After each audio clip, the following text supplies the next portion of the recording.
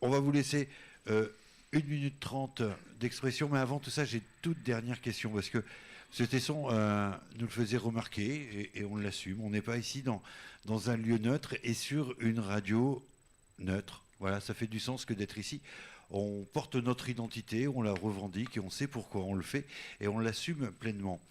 Alors, on ne peut pas être ici, sur Radio Oscar Sensé, dans la MJC Espace Hélios de l'Ambroidois, sans parler de culture, d'éducation populaire et de liberté d'expression.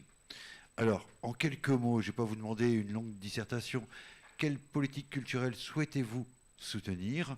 Et ensuite, sur la question de la presse et de la liberté d'expression, quelles aides pour la presse, y compris la presse audiovisuelle associative, à l'heure où on se rend compte finalement que pouvoir économique et médiatique se rapproche de plus en plus et s'empare des canaux majeurs d'expression. Qu'est-ce qu'on fait face à ça? Je ne sais pas, qui veut se lancer? On n'avait pas défini d'ordre. Monsieur Honoré. Alors, je pense, en termes d'association, depuis tout à l'heure, je pense que je suis le seul à y avoir fait référence. Je vais revenir sur le point déjà évoqué. Je pense que les associations sont très importantes. C'est un poumon local nécessaire. Ils sont à l'écoute forcément et ils voient, je pense, des choses que nous ne voyons pas. Parce que nous ne sommes pas insérés comme elles peuvent être insérées dans la vie locale. Donc bien évidemment que les associations sont à mettre en avant. Je militerai pour ça si je venais à être élu. On aura une permanence qui sera grande ouverte aux associations, toutes les associations, qu'ils soient de notre côté ou pas de notre côté. Il y aura de toute façon une enveloppe parlementaire qui sera ouverte et je pense que pour ces associations-là, elles seront les bienvenues. Que ce soit des associations dans les quartiers, comme on parlait tout à l'heure, mais aussi pour la presse, par exemple, ils auront porte ouverte et je pense que oui, il faut les favoriser. Il faut les écouter. Quelle politique culturelle soutenir? Dans quel sens vous entendez politique culturelle? Au niveau national. On a l'exemple de l'hippodrome de Douai qui est une scène nationale. Voilà, aujourd'hui, on maintient, on augmente les financements. Maintenir déjà, oui, c'est très important. Le tandem qui existe avec Douai, par exemple sur l'hippodrome, vous prenez l'exemple, et d'Arras, c'est important. Augmenter les budgets, je pense qu'il le faudrait. Mais très honnêtement, il faut d'abord voir ce qui est possible de faire. Je ne vais pas vous promettre aujourd'hui d'augmenter des budgets où là déjà le budget est compliqué. Mais au mieux maintenir, si c'est possible, bien évidemment augmenter. Alors, vous sollicitez les associations pour un vrai travail de relais et de terrain, mais à côté de ça, on ne voit aucun financement au niveau national, autant sur les associations sportives que culturelles. Donc, je pense que là, il est important. Vous ne pensez pas qu'elles auraient besoin de financement? Je pense que là est important le rôle du député à agir dans sa circonscription. Malheureusement, c'est une élection nationale, je suis d'accord, mais le député aura à cœur dans sa circonscription de faire vivre son association.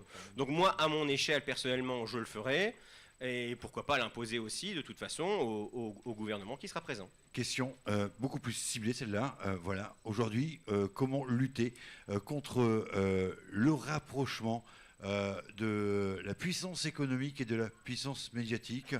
Si on regarde à qui appartient la presse de ce pays, on peut se poser des questions et de savoir quelle information on fait passer au lecteur, au téléspectateur, à l'auditeur. Ça reste un problème, bien évidemment, mais on ne peut pas intervenir dans le rachat, par exemple, de la presse. Je comprends bien On peut la réglementer, non? On peut la réglementer. Je suis d'accord qu'il y a des groupes médiatiques qui sont aujourd'hui, je pense, trop puissants en France, mais ça a toujours existé. Je vais apprendre à personne aujourd'hui que Libération est un journal qui est à gauche, que Le Figaro est un journal qui est à droite. Je ne vous parle pas des lignes éditoriales, je vous parle des propriétaires. Oui, alors après, il faudrait interdire dans ce cas-là à M. Bolloré d'acheter, parce que je pense que c'est à lui que vous pensez. Pas le seul. Aujourd'hui, c'est quand même, je pense, la personne la plus puissante en termes de médias en France. Pourquoi pas? Il faut légiférer. Je pense que oui, il n'est pas bon qu'une personne détienne tout le pouvoir d'information en France. Ça, je pense que c'est pas bon. Il faut de la pluralité. Monsieur Brouazin. Oui, alors moi, demain, si je suis élu député, moi, ce que je veux, c'est le Douaisis et l'Arlesie d'abord. Pour le national, très bien, mais moi, ce que je veux, c'est être en circonscription demain, aller à votre rencontre, parler de vos problèmes, que vous puissiez me solliciter, et puis qu'on puisse trouver surtout. Je voulais surtout vous lancer sur cette question de la culture. La culture, je vais y venir après. Je finis après. j'y reviens. Moi, ce que je voulais, pour finir un peu ce sujet-là, c'est vous dire que demain, il n'y aura pas de député qui sera absent ou qui va directement ne pas se représenter parce qu'il a une petite place à l'Europe directement, notamment Monsieur Thibault François, qui est le suppléant de Monsieur Tesson aujourd'hui et qui a sa petite place bien au chaud de secrétaire général à l'Europe. Et donc aujourd'hui qui ne se représente pas et qui a même, je vais vous le dire, aux dernières élections législatives, qui a voulu déplacer les fêtes de Gaillan, qui sont pour moi importants puisqu'ils sont dans la culture du Nord. Comme vous voulez que j'y vienne, j'y viens, aux cultures. On aura pris un drôle de chemin pour arriver là quand même. Et permettez-moi. Ouais, mais vu que j'ai du temps de parole, je l'utilise. Hein, parce qu'il faut, et parce que bon, je sais très bien que vous n'êtes pas acté cette radio-là à la droite, donc je le sais très bien, ça se voit. Mais bref, moi ce que je veux, c'est pouvoir m'exprimer aussi librement, comme je suis en train de le faire, puisque regardez, je suis à 18 minutes exactement. J'ai mes concurrents qui sont à 29 minutes, d'autres qui sont à 26, et Monsieur Chéreau qui est à 25. Et on vous a donné autant la parole qu'aux autres, Monsieur Brouazin. Vous en êtes sûr ? Parce que moi... oui, la parole a tourné, c'est une question de contenu, hein, Monsieur Brouazin. Moi, je suis sûr du contraire. Alors, je vous écoute sur du contenu culturel. Sur le contenu culturel, moi je dis il faut soutenir la culture, qu'elle soit nationale ou même locale, parce que aujourd'hui la culture c'est les Français qui vont dans les musées par exemple, qui vont aussi directement se balader dans les parcs, dans les jardins. Moi ce que je veux c'est que la culture demain elle soit accessible à tout le monde, qui ait pu par exemple qu'on caractérise plus par exemple une personne pour dire c'est un tarif senior. Non, moi ce que j'aimerais c'est que dans certains lieux publics ce soit gratuit pour tout le monde, notamment les musées. Je trouve ça important que tout le monde puisse y accéder gratuitement parce que c'est l'histoire, c'est l'histoire du monde, c'est l'histoire de la France. Voilà. Et votre regard de citoyen peut-être, si vous n'avez pas de mesure là-dessus, mais sur ce que j'évoquais également, sur le monde médiatique dans lequel on baigne et qui aujourd'hui a une réelle influence sur l'opinion et sur comment elle se développe. Moi je trouve qu'aujourd'hui, comme vous en parlez, les médias, je trouve qu'ils ont certains ont des partis pris, hein, comme je l'ai dit précédemment.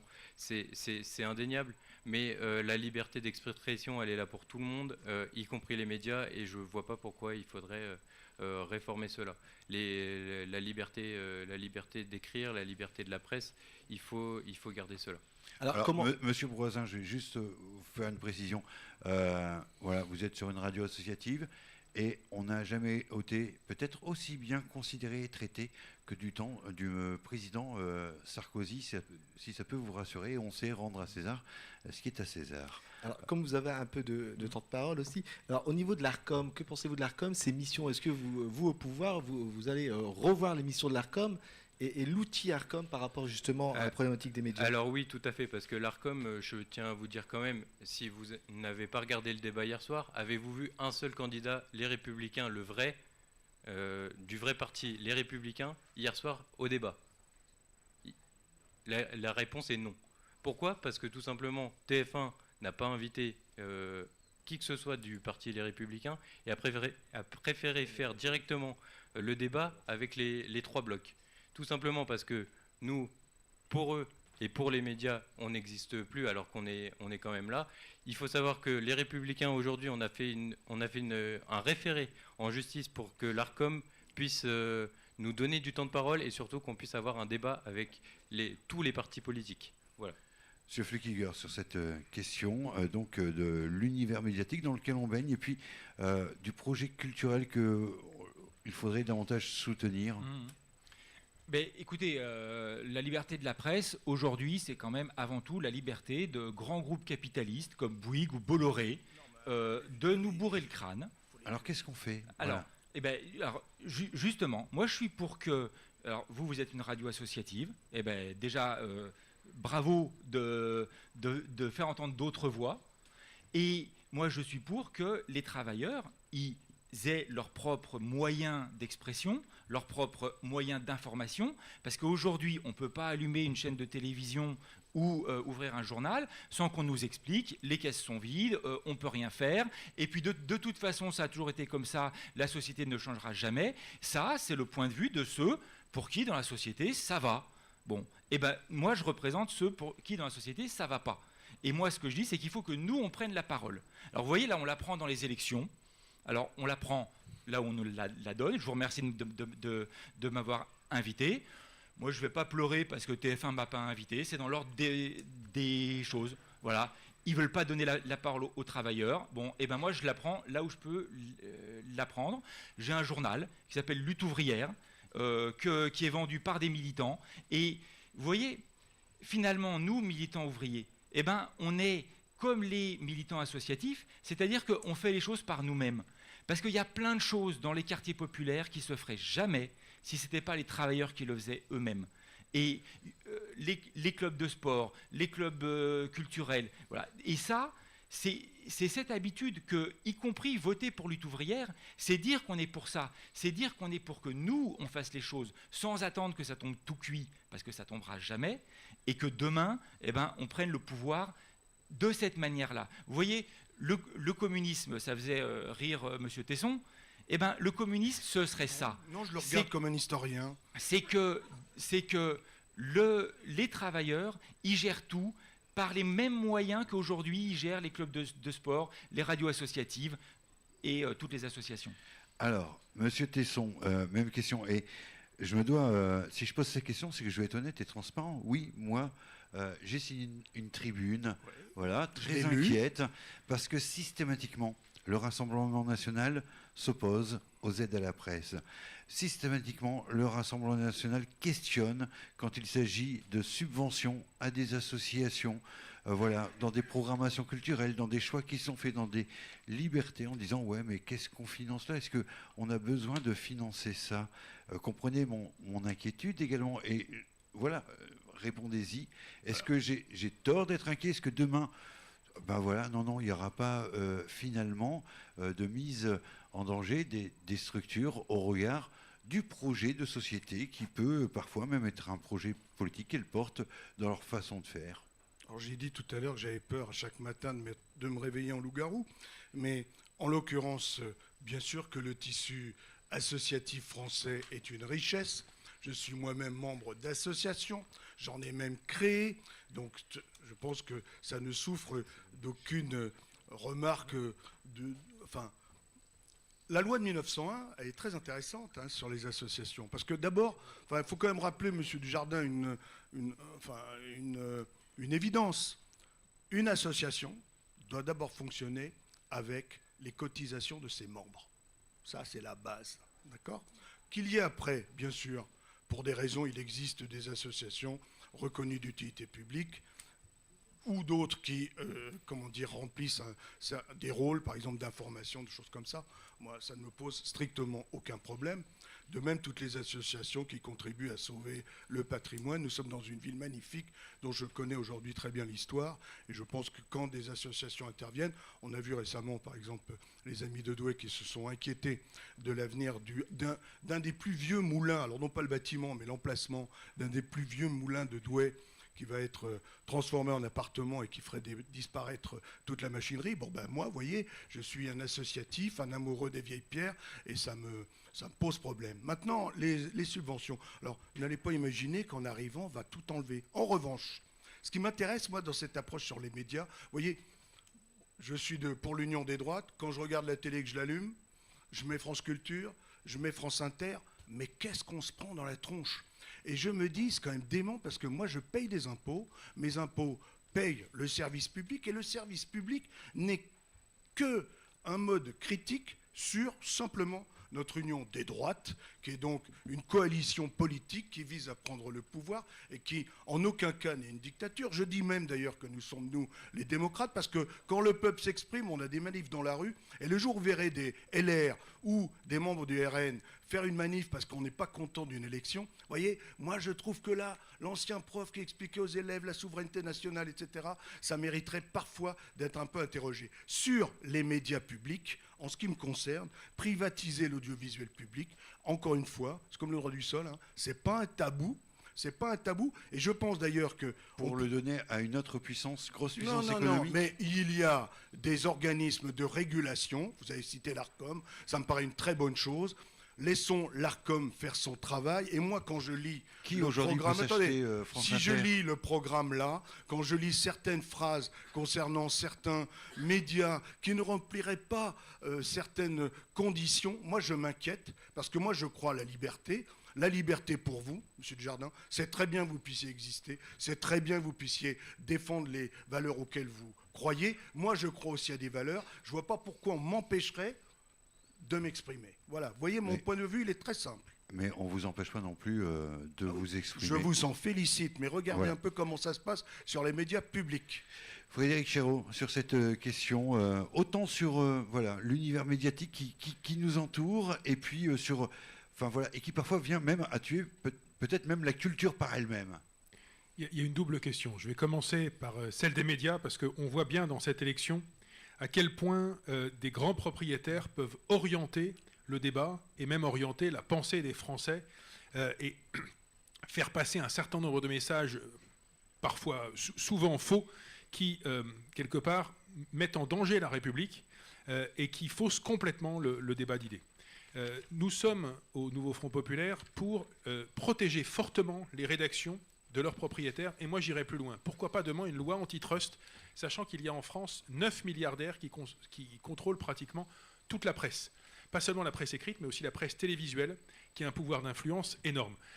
Comment peut-on d'ailleurs permettre d'accorder à des chaînes qui ne diffusent que la pensée d'un seul camp les mêmes droits qu'à des chaînes qui s'efforcent de respecter le pluralisme? Il y a, je crois, sur un certain nombre de chaînes aujourd'hui qui ne respectent pas la loi, une certaine sévérité à exercer. Et je tiens pour ma part aussi à ce que nous gardions évidemment un pôle public. Alors évidemment, ceux qui ont un agenda très orienté et qui détestent la diversité que représente le pôle public voudraient le détruire. Mais heureusement qu'il est là, ce pôle public. On s'en prend tous comment dire, on se prend tous des critiques par France Inter, par France Télévisions, etc., la gauche la première, et tant mieux. Heureusement que la liberté est encore de mise dans les chaînes et les radios publiques, et pour combien de temps? Sur la culture maintenant. Là encore, moi je crois à la liberté des artistes. Il faut d'ailleurs qu'on protège notre statut des intermittents, qu'on protège les statuts des auteurs.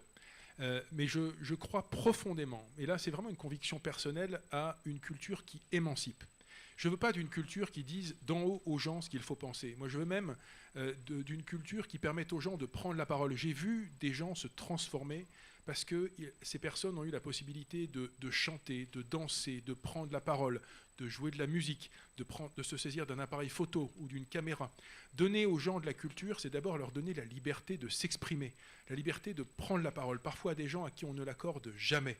Alors, la culture, dans ce sens-là, c'est évidemment ce qu'on appelle la culture un peu officielle, traditionnelle, l'opéra, les musées où j'aime passer énormément de temps, les orchestres symphoniques. Protégeons tous ces trésors-là qui font partie de notre identité. N'oublions pas que la culture, c'est aussi tout ce qui s'invente aujourd'hui, tout ce que la jeunesse a à nous apporter. La culture, c'est le jeu vidéo. La culture, c'est le manga. La culture, c'est la bande dessinée. La culture, c'est le street art. Et tant mieux si dans ces arts-là, on a des gens qui nous bousculent, qui nous apprennent à réfléchir différemment, qui nous montrent un autre chemin. Moi, j'ai envie d'avoir en France des Justine Triet, des Quentin Dupieux, des Julia Ducournau, des gens qui nous bousculent et qui nous disent peut-être qu'on peut réfléchir d'une autre manière. C'est cette culture-là qui fait la grandeur de la France. C'est cette culture-là qui fait qu'à l'international, nous sommes un pays admiré, envié, respecté. Ça fait partie de ce que certains appellent le soft power. J'aime pas trop les mots anglais, mais en fait, ça va beaucoup plus loin que ça. C'est notre identité profonde. Surtout, ne touchons pas à ça. Ne touchons pas à la liberté de la culture. Ne touchons pas à tout ce que la France a encore de possible à inventer et à offrir au monde. Le manga doit rester accessible par le chèque culture. Mais évidemment. Il y a des chefs-d'œuvre dans le manga. Il y a des trucs pas terribles, mais il y a des chefs-d'œuvre comme dans toutes les autres formes d'expression artistique. Ouais, avis qui n'est pas unanime autour de cette table. Élections législatives. Qui pour la 17e circonscription du Nord. Le débat du premier tour, émission de Radio Scarpe Sensée et de la MJC de L'Ambre-les-Doués. On arrive au terme, ça va faire plaisir à Monsieur Pamard. On a pris beaucoup de retard, mais je vais vous faire un point sur le temps de parole. En vérité, si vous avez suivi le débat d'hier, nos candidats ont parlé autant que les 3 candidats présents hier à la télévision, avec Monsieur Honoré à 29 minutes 29, Monsieur Tesson à 29 minutes 53 et Monsieur Chéreau à 28 minutes 50, donc une moyenne de 29 minutes chacun. 20 minutes 16 pour Monsieur Brouazin et 21 minutes 12 pour Monsieur Flickiger, autour donc de la vingtaine de minutes. Vous avez maintenant 1 minute 30 chacun. On va remettre tous les compteurs à zéro. Voilà, le temps qu'on fasse l'opération. Et on a tiré tout à l'heure au sort, pour conclure cette émission, 1 minute 30 de libre expression. Et l'on débute avec Monsieur Brouazin, le temps que le curseur aille bien. Monsieur Brouazin, vous avez la parole. Alors demain, élu député à l'Assemblée nationale, moi ce que je souhaite du coup, c'est vous mettre au cœur des débats. Demain, moi ce que je veux, c'est être en circonscription, comme je vous ai dit tout à l'heure, et pouvoir vous donner la parole, c'est-à-dire aller à votre rencontre, que vous puissiez venir me voir quand vous le souhaitez, avec des comment vous dire, avec des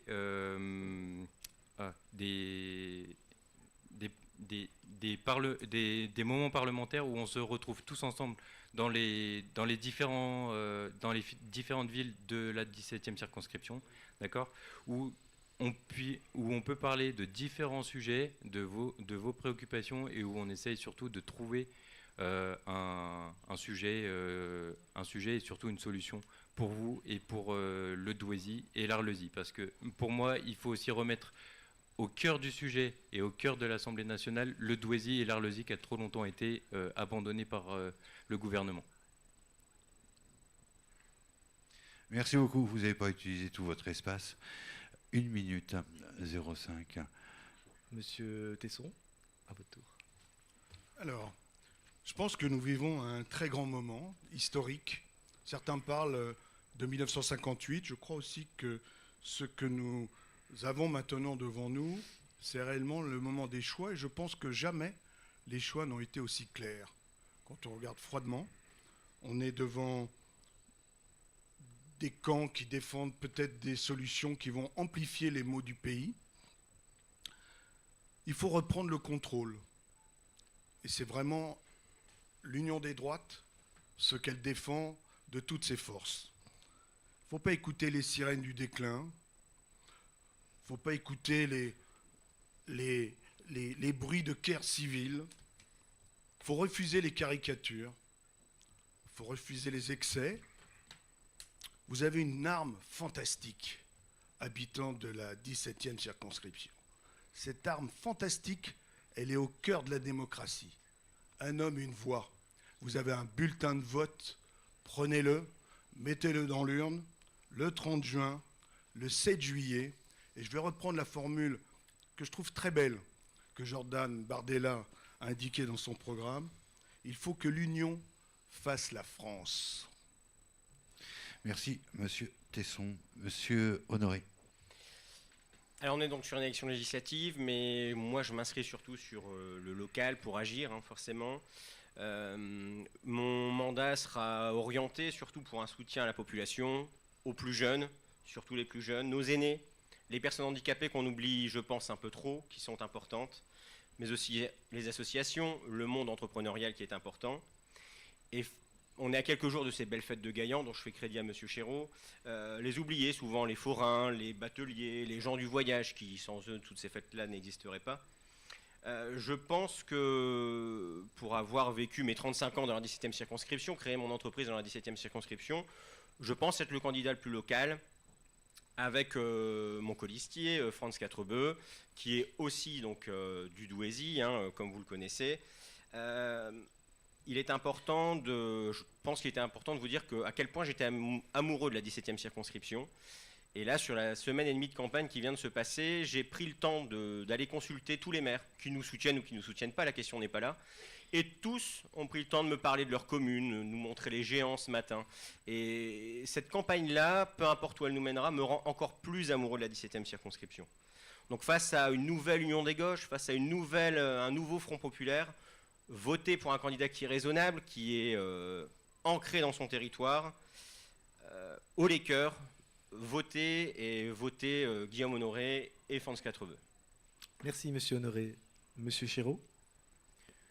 Oui, je commencerai par vous dire que depuis 18 ans que j'y suis élu, 16 ans que je suis élu, je connais toutes les communes de ce territoire, tous ces maires, je connais un grand nombre de ces associations, ces entreprises, ces agriculteurs. J'ai arpenté chaque village, chaque quartier de Douai. Et je sais que c'est le cas aussi de mon suppléant Charles Beauchamp, que je salue et je remercie d'être à mes côtés. Je veux dire aussi que je suis d'une vieille famille politique qui, depuis un siècle, a souvent gouverné ce pays, qui sait que ça n'est pas facile, mais qu'il faut, comme disait Jean Jaurès, aller à l'idéal en passant par le réel. Et c'est toute la noblesse de la politique. Je suis aussi d'une famille qui croit en la République et en ses valeurs qui émancipent. Une République fière de ses acquis sociaux, ceux de 1936 ou ceux du Conseil national de la Résistance, et d'une France que je crois profondément capable d'affronter les prochains défis sociaux et environnementaux qui sont devant elle. Je pense que je suis d'une famille qui croit qu'on ne peut pas être un pays fort sans services publics forts. L'école, l'hôpital, le logement, les collectivités locales, l'énergie dans un pôle public que nous appelons de nos voeux. Je suis d'une France forte et ouverte sur le monde, généreuse, qui croit en elle-même. La France d'Yves Montand et de Souad Massy, de Zinedine Zidane et de Marine Diaye, de Marie Sklodowska-Curie et d'Émile Zola, de Joséphine Baker et de François Cheng, d'Amin Malouf ou de Aya Nakamura. Oui, le monde est difficile, les défis sont nombreux, mais nous sommes la France et nous avons les moyens de les relever à condition de rester solidaires, fidèles à nos valeurs et fidèles à tout ce qu'il y a de meilleur dans notre histoire. Merci, monsieur Chéreau. Cédric Flukiger. Alors, je suis candidat de lutte ouvrière, comme Éric Pecker, qui est ouvrier à Toyota et candidat à Somain, à Niche, ou Frédéric Barré, qui est ouvrier dans la place Turgy et candidat dans la 6e circonscription, parce qu'on pense que les travailleurs doivent se représenter eux-mêmes. Les politiciens font des promesses, mais qui peut les croire? On sait tous qu'ils jetteront leurs promesses aux orties dès le lendemain de l'élection. Ils aspirent tous à gérer cette société, mais ce n'est pas le gérant qui décide, c'est le propriétaire. C'est Mullier, Bolloré, Bettencourt, Peugeot. Et on voit que pour les travailleurs, les chômeurs, les retraités, la situation elle est catastrophique. Et à l'autre bout de la société, les fortunes des plus riches crèvent les plafonds. Alors tout le monde, dans le monde ouvrier, veut se débarrasser de Macron. Mais le RN ne fera rien pour les ouvriers. Il sera à plat ventre devant les possédants. Mais en plus, il distille le poison du racisme, de la division, en pointant les travailleurs immigrés. Et ce n'est pas les politiciens de gauche qui nous ont trahis maintes et maintes fois qui peuvent l'empêcher. Non, il faut qu'on s'en mêle, nous, par en bas. Et ça commence par dénoncer la dictature que fait peser le grand patronat sur toute la société. Alors votez pour l'un des vôtres, pour votre camp, le camp des travailleurs. Merci, monsieur Flukiger. Voilà, notre émission est à présent terminée. Alors, merci à tous d'avoir participé à ce débat qui a duré plus longtemps que prévu. Merci à vous, public, d'avoir subi la chaleur de cette salle, mais merci pour l'accueil. Alors, on vous rappelle que les bureaux de vote sont ouverts dimanche, 30 juin, de 8h à 18h, et que si nous avons des droits, eh bien, nous avons également des devoirs, et le premier d'entre eux, c'est d'aller voter. Merci Amar, merci à l'équipe de la MJC pour l'organisation, l'accueil du public, pour le prêt des murs et de ses installations.